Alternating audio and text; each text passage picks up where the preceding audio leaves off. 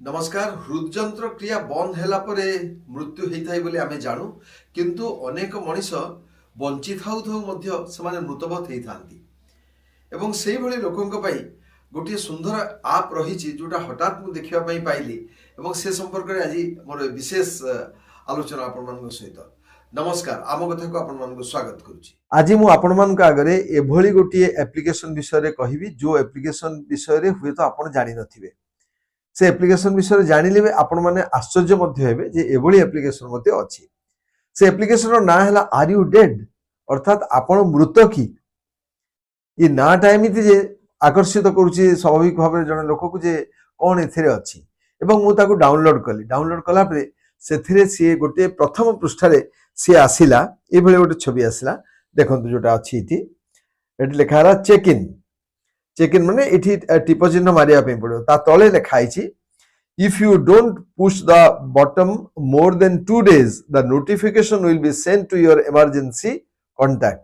अर्थात आपण 2 दिन रे अंतत थरटे जदी एइथिरे आपण टच न करिसंती ताहले आपण जो इमरजेंसी कांटेक्ट नंबर सेथिरे देइथिबे आपण भाई भौणी स्वामी स्त्री पिला कि सांग जहार भी देइथिबे तांको पाखको गोटे नोटिफिकेशन पळेइबो।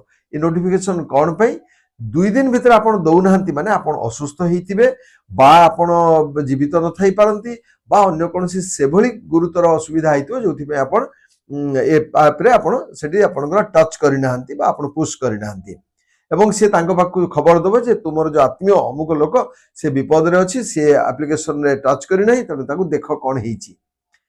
एभली गोटे एप्लिकेशन रो प्रयोजनीयता होची सबुठु बड़ कथा जे काहे कि एटा प्रयोजन हैला, काहे कि जे भी आको करिची से काहे कि एभली गोटे एप्लिकेशन तयारी कला।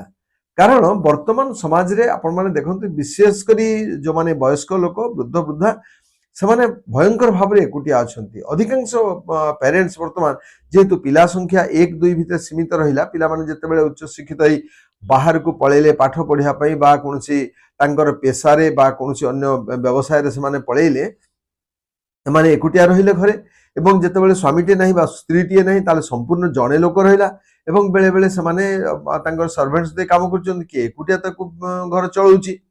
या द्वारा कोन होची ता भितर तांकर जदि किछि असुविधा हिची एमिति अनेक आपण माने पढुथिबे संवाद पत्र रे आसुची एवं गणमाध्यम रे आसुची से खबर जे गोटे गोटे लोक तांकर मृत्यु हेला परे 2 दिन 4 दिन 5 दिन परे तांकर जणा पडुची से मृत बोली एवं बॉम्बे रे गोटे रहितला त स्केलेटन ही जाइथिला पर तांकर शरीर एते दिन धरि कि एवं तांकर पिला माने भी तांको खोजी रहती सेति पर्यंत एवं तांकर स्केलेटन पाखा पाखी पूरा चमड़ा लागि जाइथिला तांकर कोन माने स्केलेटन ने तांकर चमड़ा सब लागि जाइथिला एभली भाव रे तांकर पचमान हिकी तपर पर से माने एकुटिया रहिले घरे एवं जते बेले स्वामीटे नाही बा स्त्रीटिए नाही ताले संपूर्ण जणे लोक रहिला एवं बेले बेले से माने तांकर सर्वेंट्स दे काम करचों कि एकुटिया ताकू घर चलौची। या द्वारा कोन होची ता भितर तांकर जदि किछि असुविधा हिची एमिति अनेक आपण माने पढुथिबे संवाद पत्र रे आसुची एवं गणमाध्यम रे आसुची से खबर जे गोटे गोटे लोक तांकर मृत्यु हेला परे 2 दिन 4 दिन 5 दिन परे तांकर जणा पडुची से मृत बोली एवं बॉम्बे रे गोटे रहितला त स्केलेटन ही जाइथिला पर तांकर शरीर एते दिन धरि कि एवं तांकर पिला माने भी तांको खोजी रहती सेति पर्यंत एवं तांकर स्केलेटन पाखा पाखी पूरा चमड़ा लागि जाइथिला तांकर कोन माने स्केलेटन ने तांकर चमड़ा सब लागि जाइथिला एभली भाव रे तांकर पचमान हिकी तपर पर शेष अवस्था को आसी जाइथिला। तो तेणु सेथि पई ए गोटे प्रयोजन बोली अनुभव कले जहा द्वारा गोटे इमरजेंसी सिस्टम गोटे रहिला अंतत 2 दिन भीतर जदि जणे टच न करूची ताहले तांकर आत्मीय को खबर दिया जाउची। तो एटा होची तार प्रयोजनीयता। तेणु एकुटिया तो धीरे धीरे बढ़ुची सेति पई एभले व्यवस्था हिची। तो आमे सेहि विषय आलोचना करिया जे एते एकुटिया मनुष्य काहे की होची। देखो आगुरु आमर जीवनर थिला जीवनर बाट थिला गोष्ठीगत जीवन आमर थिला आधार। जो सामाजिक जीवन रे आमर गोष्ठीगत जीवन थिला आधार, किंतु धीरे धीरे गोष्ठीगत जीवन हे गला कोन हे गला व्यक्तिगत जीवन रे परिणत हे गला। आमे काहा को भलो पाई बसिलु, आमे गाँ साही पड़िशा आमर बंधु बांधव से मानको भूलिलु। आमे केवल निज घर निज परिवार निज गाड़ी निज सोफा निज प्रकोष्ठ निज जो इलेक्ट्रॉनिक गैजेट ये सब रे आमे इते ମଜିଗଲୁ, ଏତେ ଆମେ ତା ଭିତରେ ହଜିଗଲୁ ଯେ ଆମେ ଆଉ ଆମ ବାହାରକୁ ଆମେ ଯାଇପାରିଲୁନି। ଆମେ ସଦାବେଳେ କହିଲୁ କ'ଣ, ମାଇ ଟାଇମ୍, ମାଇ ସ୍ପେସ୍, ମାଇ ଏରିଆ, ମାଇ ରୁମ୍, ମାଇ ମୋବାଇଲ, ମାଇ ଲ୍ୟାପଟପ୍, ତା ଭିତରେ ମାଇ ମାଇ ମୋ ଭିତରେ ଆମେ ହଜିଗଲୁ।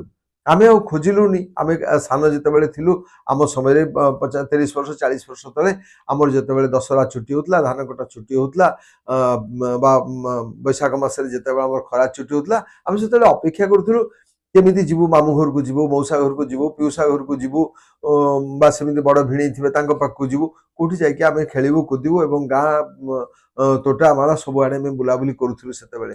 ଏବଂ ଅନ୍ୟ ଭାଇମାନେ ବି ସେମାନେ ଅପେକ୍ଷା ରଖୁଥିଲେ ଯେ ଏମାନେ ସବୁ ଆସିବେ, ଆମେ ଗାଁରେ ମୌଜ ମଜଲିସ୍ କରିବା। ତାକୁ ଧୀରେ ଧୀରେ ଛାଡ଼ିଗଲା, ସେସବୁ ଆମେ ଭୁଲିଗଲୁ। ପିଲାମାନଙ୍କୁ ଆମେ ପୁରା ପ୍ରେସରରେ ରଖିଲୁ, ସେମାନେ ପାଠ ପଢ଼ିବେ, ବଡ଼ ମଣିଷ ହେବେ, ଟ୍ୟୁସନ୍ ପରେ ଟ୍ୟୁସନ୍, ତାପରେ ଶ୍ରେଣୀ, ତାପରେ ହୋମୱାର୍କ, ଏମିତି ହେଇକି ରାତି ବିତି ଯାଉଛି। ତାଙ୍କୁ ଆମେ ବାହାରକୁ ଟିକେ ବି ଛାଡ଼ୁନାହୁଁ, ଯାଇକି ସେମାନେ ବୁଲିକି ଭରପୁର ଜୀବନଟାକୁ କେମିତି ଆନନ୍ଦର ସହିତ ଯିବେ, କେମିତି ଉପଭୋଗ କରିବେ ତାଙ୍କର ବାଲ୍ୟ ଜୀବନ, କୈଶୋର ଏବଂ ଆଦ୍ୟ ଯୌବନ ଯୋଉଟାକୁ ସେମାନେ ଇଏ କରିବେ, ଆମେ ଗୋଟେ ରେଷ୍ଟ୍ରିକ୍ସନ୍ ଭିତରେ ଆମେ ତାକୁ ରଖିଲୁ। ଏବଂ ଧୀରେ ଧୀରେ ସିଏ କ'ଣ ଭଲ ପାଇଲା, ସିଏ ଏକୁଟିଆ ହେଲା ଏବଂ ସିଏ ଧୀରେ ଧୀରେ ସେଇଟା ତାର ଅଭ୍ୟାସ ହେଇଗଲା। ଅଭ୍ୟାସ ଗୋଟେ ଚରମ ଶତ୍ରୁ ମଣିଷର। ଯୋଉ ଜିନିଷର ତାର ଅଭ୍ୟାସ ହେଇଗଲା, ସେ ଅଭ୍ୟାସ ଛାଡ଼ିବା ବହୁତ କଷ୍ଟକର କଥା। ଯିଏ ପାନ ଖାଉଛି, ଯିଏ ଚା ପିଉଛି, ଯିଏ ନିଶା ସେବନ କରୁଛି, ଆଉ ଯାହା ବି ବଦ ଅଭ୍ୟାସ ଯିଏ ଯେତେବେଳେ କରୁଛି, ଏବଂ ଥରେ ଅଭ୍ୟାସ ହେଇଗଲା ପରେ ତାକୁ ଛାଡ଼ିବା ବହୁତ କଷ୍ଟ। ଆପଣ ଗୋଟେ ପାନ ଯିଏ ଖାଉଛି ତାକୁ କୁହନ୍ତୁ ପାନ ବନ୍ଦ କର, ସିଏ ଯଦି ବି ଆପଣ ବାଧ୍ୟ କରି ବନ୍ଦ କଲେ, ପାନ ବନ୍ଦ, ହଁ ବନ୍ଦ, କେବେଠୁ ବନ୍ଦ କରୁଛି ନା କାଲିଠୁ ବନ୍ଦ କରୁଛି, ତା 2 ଦିନ ପରେ ନାଇଁ ମଝିରେ ମଝିରେ ଗୋଟେ ଖାଉଛି। ଏମିତି ଯୋଉ ଅଭ୍ୟାସ ଥରେ ହେଇଯିବ, ସେ ଅଭ୍ୟାସ ବନ୍ଦ ହବା ବହୁତ କଷ୍ଟକର। ଏବଂ ସେଇଥିପାଇଁ ଯୋଉ ଆମେ ଆତ୍ମକେନ୍ଦ୍ରିକ ହେଇଗଲେ, ସେ ଆତ୍ମକେନ୍ଦ୍ରିକ ହଉ ହଉ ହଉ ହଉ ଆମେ ଗୋଟେ ପଶିଗଲେ, ମାନେ ଗୁମ୍ଫା ଭିତରେ ପଶିକି ରହିଗଲେ। ଏବଂ ଆମକୁ ଭଲ ଲାଗିଲା, ସେ ଗୁମ୍ଫା ଆମକୁ ଭଲ ଲାଗିଲା, ସେ ଏକାକିତ୍ୱ ଆମକୁ ଭଲ ଲାଗିଲା। ଏବଂ ତାପରେ ଏମିତି ହେଲା, ଧୀରେ ଧୀରେ ଆମ ପାଖରୁ ଛାଡ଼ିକି ଲୋକମାନେ ପଳେଇଲେ। ଏବଂ ଯୋଉ ସମୟରେ ଆପଣ ଫିଜିକାଲ ପ୍ରେଜେନ୍ସ ଚାହିଁବେ, ଆପଣ ଚାହିଁବେ କାହାକୁ ସ୍ପର୍ଶ କରିବେ, କାହାର କଥା ସିଧାସଳଖ କାନରେ ଶୁଣିବେ, ସବୁ ଭର୍ଚୁଆଲ ମିଡିୟମରେ ସେ କୌଣସି ଫିଲିଙ୍ଗସ୍ ଆସେ ନାହିଁ। ଯେମିତି ଆମେ ମୋବାଇଲରେ କିଛି ସମୟ ଦେଖି ଦଉଛୁ, ଟିଭିରେ କିଛି ସମୟ ଦେଖୁଛୁ, ଫିଲ୍ମରେ ଦେଖୁଛୁ, ବା ଭଏସ୍ କୁଆଡ଼ୁ କାନରେ ଭଏସ୍ ଶୁଣୁଛୁ, ତାର ପ୍ରଭାବ ଶରୀର ଉପରେ ଅଲଗା। ଏବଂ ବ୍ୟକ୍ତିଗତ ଭାବରେ ଯୋଉ କଥା ଆପଣ ସାମ୍ନାରେ ଜଣଙ୍କଠୁ ଶୁଣିବେ, ତାକୁ ଦେଖିବେ, ତାକୁ ସ୍ପର୍ଶ କରିପାରିବେ, ତାର ଅନୁଭବ ମଧ୍ୟ ସମ୍ପୂର୍ଣ୍ଣ ଭାବରେ ଭିନ୍ନ। ସେଠୁ ଆମେ ଧୀରେ ଧୀରେ ଦୂରେଇ ଗଲୁ। ଏବଂ ଏକ ପ୍ରକାର ଯୋଉ ନିର୍ବାସନ, ଆଗରୁ ଦଣ୍ଡ ଥିଲା, ଗୋଟେ ନିର୍ବାସନ ଦଣ୍ଡ ଥିଲା, ଯେ ଯେତେବେଳେ କୌଣସି ପ୍ରକାର ଗର୍ହିତ ଅପରାଧ କରୁଥିଲେ, ସେଭଳି କ୍ଷେତ୍ରରେ ତାକୁ ଦେଶ ବାହାରକୁ ଗୋଟେ ଏମିତି ଜାଗାକୁ ପଠାଉଥିଲେ ଯୋଉଠି ଲୋକ ନଥିବେ, ବାକ ନଥିବେ, କେହି ସେଠି ତାଙ୍କ ସହିତ କମ୍ୟୁନିକେସନ କରିବା ପାଇଁ ବା ତାଙ୍କ ସହିତ କଥାବାର୍ତ୍ତା କରିବା ପାଇଁ ଲୋକ ନଥିବେ। ସେ ନିର୍ବାସନ ଗୋଟେ ଦଣ୍ଡ ଥିଲା। କିନ୍ତୁ ଏବେ ଆମେ ସ୍ୱନିର୍ବାସନକୁ ଆମେ ନିଜେ ଚୟନ କଲୁ, ନିଜେ ଆମେ ବରି ନେଲୁ ଯେ ଆମେ ଏଇ ନିର୍ବାସନ ଆମକୁ ଭଲ ଲାଗୁଛି। ଆମର ମୋବାଇଲ ଭିତରେ, ଆମର ଲ୍ୟାପଟପ୍ ଭିତରେ, ଆମର ଭିଡିଓ ଗେମ୍ ଭିତରେ ପିଲାମାନେ ହଜିଗଲେ। ଏବଂ ତା ଭିତରେ ଆମେ ନିଜେ ନିଜ ପାଇଁ ଯୋଉ ଜାଗା ଖୋଜୁ ନିଜେ ତାରି ଭିତରେ ନିଜେ ବନ୍ଦୀ ହେଇଗଲେ, ସ୍ୱନିର୍ବାସିତ ହେଇଗଲୁ ଆମେ।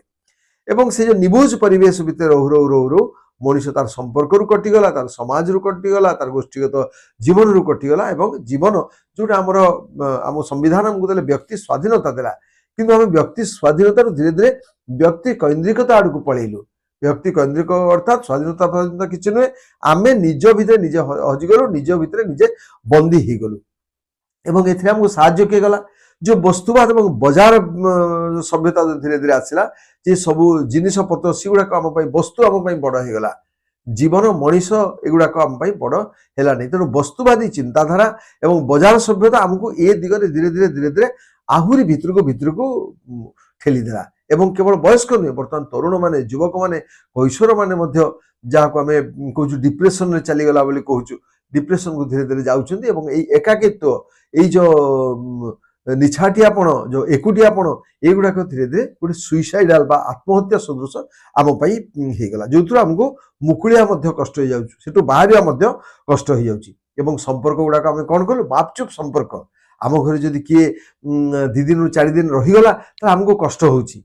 आम रूम रे जदि आम बेड साइड रे आउ गोटे बेड कहादी पड़िला बा सेतिरे से किए आसिक रहिला, ताले हमको अस्वस्थि बोध करूछु। आम कोठी गोष्ठी रे रही पारनु, जदि कहा बाहागर व्रतभर बा कोनसी कार्यक्रम गलु, सेठी केमिति जाई कि केमिति आमे निज पुणी आम से गुंफा भितर को आसीबा, सेति आमे व्यस्त होउछु। सेति पई ए कथा हेछि। आपण माने बधे सुनी थिबे ଯେ ଜାପାନରେ ଗୋଟେ ଥିଲା ଗୋଟେ ତାଙ୍କର ପାହାଡ଼ ଥିଲା। ସେ ପାହାଡ଼ର କ'ଣ କରୁଥିଲେ, ସେ ପାହାଡ଼ର ନାଁ ଥିଲା ନାରାୟମା ପାହାଡ଼। ନାରାୟଣା ନୁହେଁ, ନାରାୟମା ପାହାଡ଼। ସେତେବେଳେ ଗୋଟେ ସମୟରେ ସେ ନାରାୟମ ପାହାଡ଼କୁ 70 ବର୍ଷରୁ ଯୋଉ ଏବେ ତ ଆମର ଆୟୁଷ ବଢ଼ି ବଢ଼ି ଚାଲିଛି ଧୀରେ ଧୀରେ, ଗୋଟେ ସମୟରେ ଜାପାନର ସେ ନାରାୟମା ପାହାଡ଼କୁ 70 ବର୍ଷରୁ ଉର୍ଦ୍ଧ୍ୱ ଯୋଉ ବ୍ୟକ୍ତି ଥିଲେ ତାଙ୍କୁ ତାଙ୍କ ପରିବାରର ଲୋକ ନେଇଯାଉଥିଲେ ଏବଂ ପୁରା ପାହାଡ଼ର ସର୍ବୋଚ୍ଚ ଶିଖରକୁ ନେଇକି ସେଠି ଛାଡ଼ି ଦେଉଥିଲେ। ତାଙ୍କୁ ଛାଡ଼ି ଦେଉଥିଲେ କ'ଣ ପାଇଁ? ସେଇଠି ଛାଡ଼ି ଦେଇକି ସେମାନେ ଆତ୍ମୀୟମାନେ ପଳେଇ ଆସୁଥିଲେ ଏବଂ ସେଇଠି କ୍ଷୁଧା, ତୃଷା, ଜୀବଜନ୍ତୁ, ହିଂସ୍ର ଜନ୍ତୁ ସେଇମାନଙ୍କ ଦ୍ୱାରା ସିଏ ଧୀରେ ଧୀରେ ଧୀରେ ଧୀରେ 5 ଦିନ କି 7 ଦିନ କି 10 ଦିନ ପରେ ସେ ମୃତ୍ୟୁବରଣ କରୁଥିଲେ। ମାନେ ଚିନ୍ତା କରନ୍ତୁ କେତେ ନୃଶଂସ ମଣିଷ ହେଇପାରେ। ଏବଂ ସେ କଥା ଦୀର୍ଘ ଦିନ ଧରି ଚାଲୁଥିଲା। ଏବଂ ଆଜି ବି ଯାହା ହେଉଛି, ହୁଏତ ନାରାୟଣ ପାହାଡ଼କୁ ଜାପାନିଜ ମାନେ ତାଙ୍କୁ ନେଉଥିଲେ, କିନ୍ତୁ ଆମେ ତ ନିଜ ଅଞ୍ଚଳ ଭିତରେ ନିଜ ଘର ଭିତରେ ସେଇଭଳି ଆମେ ବରିଷ୍ଠ ଲୋକଙ୍କୁ ବା ବୟସ୍କ ଲୋକଙ୍କୁ ସେମିତି ଛାଡ଼ିକିରି ଯାଉଛୁ। ତେଣୁ ପରିସ୍ଥିତି ଧୀରେ ଧୀରେ ଧୀରେ ଧୀରେ ବହୁତ ଖରାପ ହେଉଛି। ଏବଂ ଏଥିପାଇଁ ମୁଁ ତ ଭାବିବି ଯେ ଘରେ ଏକୁଟିଆ ରହିବା ଅପେକ୍ଷା ଜରାଶ୍ରମ ବା ବୃଦ୍ଧାଶ୍ରମ ବରଂ ଭଲ। କାରଣ କିଛି ନହେଲେ ଆପଣ ସେଠି ଅନ୍ୟ କେତେ ଜଣ ଜରାଗ୍ରସ୍ତ ଲୋକଙ୍କ ସହିତ, ବୟସ୍କ ଲୋକଙ୍କ ସହିତ, ବୃଦ୍ଧ ବୃଦ୍ଧାଙ୍କ ସହିତ ଆପଣ ରହିକିରି କଥାବାର୍ତ୍ତା କରିପାରିବେ, କମ୍ୟୁନିକେସନ କରିପାରିବେ ଏବଂ ସେଇଟା ଅନ୍ତତଃ ଟିକେ ଟିକେ ଆପଣଙ୍କୁ ଶାନ୍ତି ଦେବ ବା ଆଶ୍ୱସ୍ତି ଦେବ। ତେଣୁ ବନ୍ଧୁଗଣ, ଇଏ ସମୟ ଆସିଛି ଆମେମାନେ ବୟସ୍କଙ୍କ ପାଇଁ ଚିନ୍ତା କରିବାର କଥା ଏବଂ ଯେଉଁମାନେ ସେମାନଙ୍କର ପିତାମାତାଙ୍କର ସେବା କରୁନାହାନ୍ତି ବା ସେ କରିପାରୁନାହାନ୍ତି, ସେମାନେ ତାର କିଛି ବିକଳ୍ପ ଚିନ୍ତା କରିବା କଥା, ଯାହାଦ୍ୱାରା ସେମାନେ ଯାହା ସମ୍ମାନ ଦେବା କଥା, ସାନ ବେଳେ ସେମାନଙ୍କୁ ଯେଉଁ ପିତାମାତା ବହୁତ ଅଲିଅଳ କରି ବଢ଼େଇଛନ୍ତି, ବହୁ କଷ୍ଟ ସହିକି ସେମାନଙ୍କୁ ବଡ଼ କରିଛନ୍ତି, ତାଙ୍କର ମଳମୂତ୍ରଠୁ ଆରମ୍ଭ କରି ସବୁ ତାଙ୍କର ଜିଦ୍, ସବୁ ତାଙ୍କର ଅଳିକୁ ସେ ପୂରଣ କରିଛନ୍ତି, ସେମାନଙ୍କୁ ସେମିତି ବୃଦ୍ଧାବସ୍ଥାରେ ଏବଂ ଯେତେବେଳେ ବୟସ ହେଇଯାଉଛି ସେତେବେଳେ ସେମାନଙ୍କର କଥା ବୁଝିବେ, ତାହେଲେ ଈଶ୍ୱର ଆଶୀର୍ବାଦ ତାଙ୍କ ଉପରେ ଝରି ପଡ଼ିବ ଏବଂ ଏ ଦୁନିଆର ସମସ୍ତେ ଖୁସିରେ ରହିବେ, ଶାନ୍ତିରେ ରହିବେ। ନମସ୍କାର। ଯଦି ଆପଣଙ୍କର ଏଇ ଯେଉଁ ଆଲୋଚନା ହେଲା, ଆଲୋଚନା ସମ୍ପର୍କରେ ଆପଣଙ୍କର ନିଶ୍ଚିତ ଭାବରେ କିଛି ମତାମତ ଥିବ, ବିଶେଷ କରି ବୟସ୍କ ଲୋକମାନେ ଯେଉଁମାନେ ଏ କାର୍ଯ୍ୟକ୍ରମଟିକୁ ଦେଖୁଛନ୍ତି, ଆପଣମାନଙ୍କୁ ନିବେଦନ, ଆପଣମାନଙ୍କର ମନର ଭାବ ମଧ୍ୟ ଆପଣ କମେଣ୍ଟ ମାଧ୍ୟମରେ ବ୍ୟକ୍ତ କରନ୍ତୁ। ତାହା ଦ୍ୱାରା ଆମେ ଆହୁରି ଅନ୍ୟ ଆଲୋଚନାକୁ ଯାଇପାରିବା। ଧନ୍ୟବାଦ।